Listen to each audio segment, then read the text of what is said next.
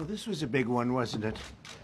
This was a big decision, an amazing decision, one that we're very happy about. This morning, the Supreme Court has delivered a monumental victory for the Constitution, the separation of powers, and the rule of law in striking down the excessive use of nationwide injunctions to interfere with the normal functioning of the executive branch. The Supreme Court has stopped the presidency itself. That's what they've done. And really, it's been an amazing period of time this last hour. There are people elated all over the country. I've seen such happiness and spirit. Sometimes you don't see that, but this case is very important. I was elected on a historic mandate, but in recent months we've seen a handful of radical left judges effectively try to overrule the rightful powers of the president to stop the American people from getting the policies that they voted for in record numbers. It was a grave threat to democracy, frankly, and instead of merely ruling on the immediate cases before them, these judges have attempted to dictate the law for the entire nation.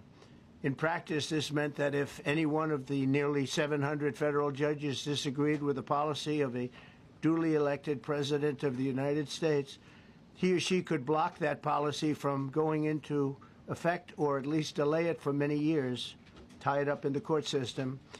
This was a colossal abuse of power which never occurred in American history prior to recent decades, and we've been hit with more nationwide injunctions than were issued in the entire 20th century together. Think of it, more than the entire 20th century, me. I'm grateful to the Supreme Court for stepping in and solving this very, very big and complex problem, and they've made it very simple. I want to thank Justice Barrett, who wrote the opinion brilliantly, as well as Chief Justice Roberts, and Justices Alito, Gorsuch, Kavanaugh, and Thomas. Great people. Thanks for this decision, and thanks to this decision, we can now promptly file to proceed with numerous policies that have been wrongly enjoined on a nationwide basis. And some of the cases we're talking about would be ending birthright citizenship, which now comes to the fore. That was meant for the babies of slaves. It wasn't meant for people trying to scam the system and come into the country on a vacation. This was, in fact, it was the same date, the exact same date, the end of the Civil War. It was meant for the babies of slaves, and it's so clean and so obvious.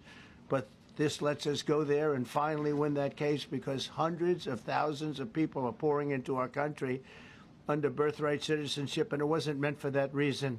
It was meant for the babies of slaves. So thanks to this decision, we can now promptly file to proceed with these numerous policies and those that have been wrongly enjoined on a nationwide basis, including birthright citizenship, ending sanctuary city funding, suspending refugee resettlement, freezing unnecessary funding, stopping federal taxpayers from paying for transgender surgeries, and numerous other priorities of the American people. We have so many of them. I have a whole list. I'm not going to bore you, and I'm going to have Pam get up and say a few words, but there's really, she can talk as long as she wants, because this is a very important decision. This is a decision that covers a tremendous amount of territory. But I want to just thank, again, the Supreme Court for this ruling. It's a giant. It's a giant.